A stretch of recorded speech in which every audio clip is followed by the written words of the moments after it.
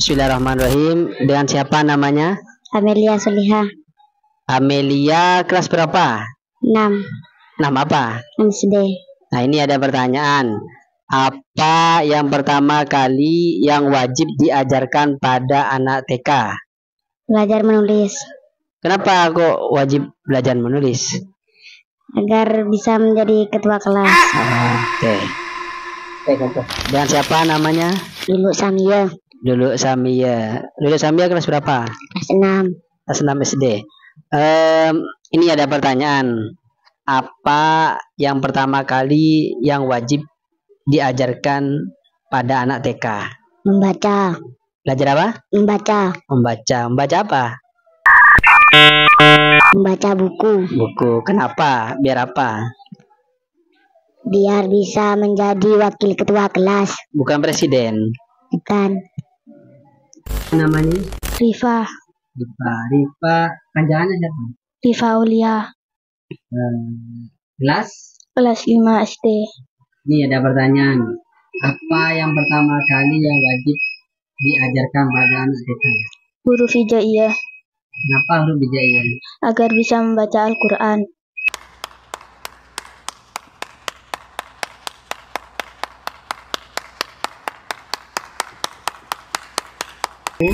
Irma Fauzia. Irma Fauzia kelas berapa? 4 SD. Ini ada pertanyaan.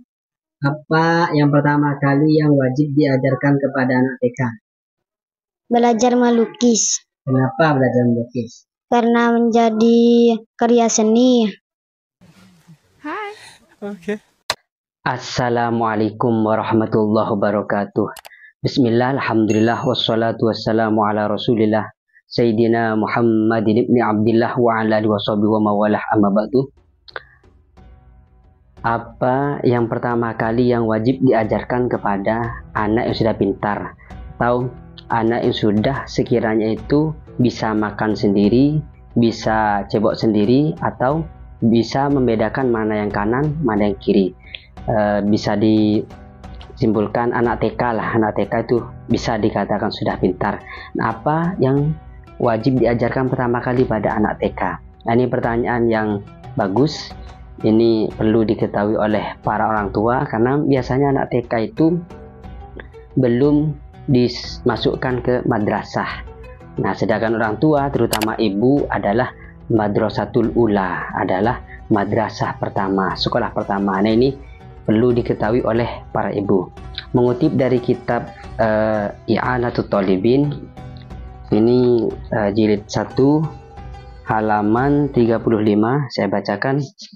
Wa awwalu wajibin hatta al-amri bis salati kama qalu 'alal abai thumma 'ala man marrah ta'limuhu ilmu majzih anna nabiyyana Muhammadan bu'itha bi Makkah wa wulida biha wa dufina bil Madinah wa mata biha. Wa awwalu wajibin, pertama yang wajib diajarkan hatta 'alal amri bis salat, mengalahkan memerintahkan salat. Jadi ini perlu diajarkan dulu sebelum sholat bagi orang tua, kemudian atas orang yang mengajarnya. Berarti kalau orang tuanya menitipkan kepada madrasah, berarti madrasah yang mengajarkannya, berarti ustadznya yang mengajarkannya. Apa itu mengajarkan pada mumayyiz? Nanti saya jelaskan siapa itu mumayyiz. Diajarkan bahwa Nabi kita itu Nabi Muhammad diutus di Mekah dan lahir di Mekah, wa dufina bil Madinah, dan dimakamkan di kota Madinah, wa mata fiha, dan wafat di kota Madinah. Nah, itu pertama kali yang wajib diajarkan kepada anak yang sudah pintar atau mumayyiz, atau bisa saya simpulkan anak TK. Walhasil yajib 'alal aba'i wal ummahat ay yu'allimu abnahum jami'a ma yajibu 'alal mukallifa ma'rifatuhu. Hasilnya atau kesimpulannya, wajib bagi bapak atau para ibu mengajarkan anak-anaknya semua perkara yang wajib diketahui oleh orang mukallaf. Kayarsukhu al-iman fi qulubihim, supaya apa? Supaya yarsukhuh itu supaya kokoh iman itu di hati mereka. Wayataduh atau atih, dan mereka itu terbiasa untuk taat. kata'limihim ma yajibu li maulana jalla wa azza, seperti mengajarkan mereka apa yang wajib, sifat-sifat wajib Allah, sifat-sifat muhal Allah, sifat-sifat jaiz Allah. Jadi selain diajarkan tentang Nabi Muhammad, tentang sifat Nabi Muhammad, sifat wajib utusan yaitu siddiq, amanah, tabligh, fatonah, sifat-sifat muhal bagi utusan, juga para anak yang sudah pintar itu wajib diajarkan tentang sifat-sifat Allah, contoh wujud, qidam, baqa. Nah itu kalau orang dulu itu bagus. Anak-anak kecil itu kalau dulu sebelum sholat disuruh untuk baca sifat wajib Allah, sifat muhal Allah. Nah sekarang itu sudah jarang. Nah, kalau dulu saya waktu kecil sebelum sholat itu baca seperti itu, hafal, karena dilakukan jadi enak. Sekarang tuh sudah jarang ada anak kecil sebelum sholat maghrib, sebelum sholat isya itu baca wujud, qidam, baqa, itu sudah jarang saya temui. Kemudian muncul pertanyaan, siapa sih anak yang sudah bisa dikatakan pintar atau anak yang dikatakan tamyiz? Mengutip dari kitab Hasyiah Syekh Ibrahim Al-Baijuri juz 1 halaman 251, wa sanama qila fi hadits tamyiz ayasyira asabiyyuh wa mithluhu asabiyatuh biatu yaqulu wahdahu yashrabu wahdahu wastanji wahdahu. Jadi anak yang pintar itu adalah anak yang sudah bisa makan sendiri, bisa minum sendiri, juga bisa istinja sendiri, bisa cebok sendiri. Wakilah bi ayarifah yaminahu min shimalihi. Ada yang berpendapat anak yang sudah pintar itu adalah anak yang sudah tahu, yang sudah bisa membedakan mana yang kanan, mana yang kiri. Kama fi riwayati Abi Dawudah anna nabiyah su'ilah mata yusalli. Seperti riwayat Abi Daud, sungguhnya Nabi ditanya kapan orang itu sholat. Qala idza arafa shimalahu min yaminihi. Anak itu sholat ketika dia tahu mana yang kanan, mana yang kiri. Wakilah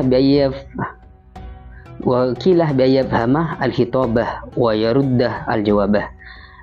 Dan ada yang berpendapat anak yang pintar itu adalah anak yang sudah bisa paham khitab, paham ucapan orang lain, dan bisa menjawabnya.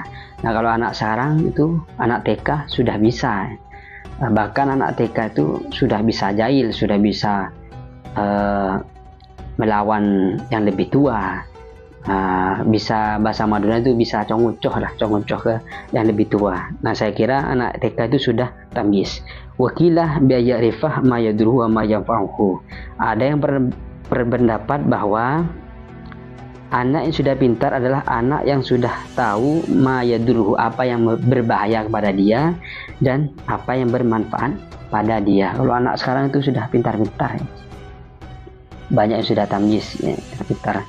Itu yang ada di kitab I'anatul Talibin, juga kitab Syekh Ibrahim Al-Baijuri. Jadi kalau sampean menemukan pendapat yang lain, semisal di kitab yang lain, coba komen, kita diskusi. Kalau sampean suka video ini, mohon like-nya, jangan lupa di subscribe, bagikan ke teman-temannya. Wassalamualaikum warahmatullahi wabarakatuh.